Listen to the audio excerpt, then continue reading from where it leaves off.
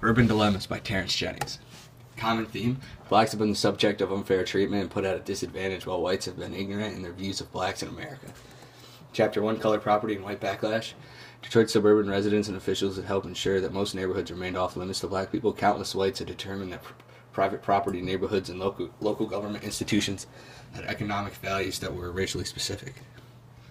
Mayor Hubbard of Dearborn, Michigan, had a lawsuit against him, accusing him of violating blacks' rights by covering bulletin boards with racially insensitive flyers and newspaper clippings. Mayor Hubbard was very public about being pro-segregation. Many residents of Dearborn complained, stating how they were upset of the unfair treatment he was getting. Residents enjoyed living in a crime-free, well-managed city like Dearborn. Residents also stated, is it because Mayor Hubbard believes in excellent schools and for the residents to feel safe and secure? Many whites in America helped pay for Hubbard's legal fees even though they knew he was racist. Even after the Civil Rights Act of 1964, blacks were still not allowed to live in the white neighborhoods and experienced very hard times trying to fit in with white America. Chapter 2: Black Trash. Blacks themselves have been thought of as disposable and as part of the problem. Winthrop Jordan stated how black before the 16th century included deeply stained with dirt, spoiled, dirty, foul, or involving death. Blacks as the darkest of color are distinguished by and burdened down with a freight of symbolism heavier than any other race. Black religions were originally seen as devil worship. During slavery, blacks worked their own labor space and were usually the dirtiest and most dangerous jobs. The black body also signifies pure labor and the work appropriate to the body without a brain, unskilled, and bottom status.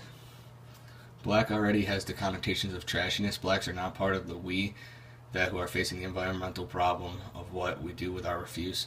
Blacks from before they were born have been viewed as less than whites, and blacks have always grown up with that mentality, and some whites have continued with this mentality, which causes conflict. Chapter 6: Justice, Work, and the Ghetto Poor. Joblessness is an explanation for why ghettos persist. So many among the ghetto poor do not work regularly. That best explains why those in these communities often remain poor. Jobless includes both able-bodied adults looking for work and able-bodied adults who have dropped out of the workforce. Some members of ghetto poor do not work because jobs are simply unavailable or a mismatch between skills and jobs. Ghetto poor blacks not working. Some emphasize voluntary joblessness, choosing not to work even though there are jobs available to them. This angers many U.S. citizens. The basic structure of U.S. society is deeply unfair.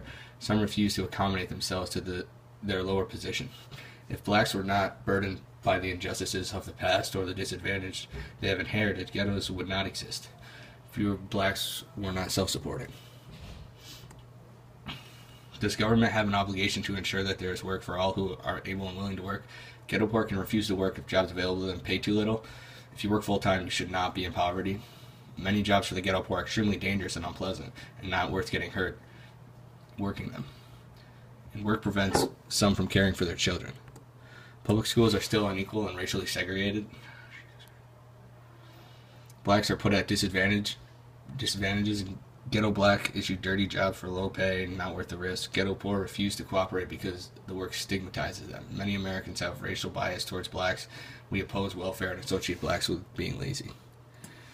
Is racial profiling just? Rizzi and Zechers define racial profiling as any police-initiated action that relies on race, ethnicity, or national origin, and not merely on the behavior of an individual.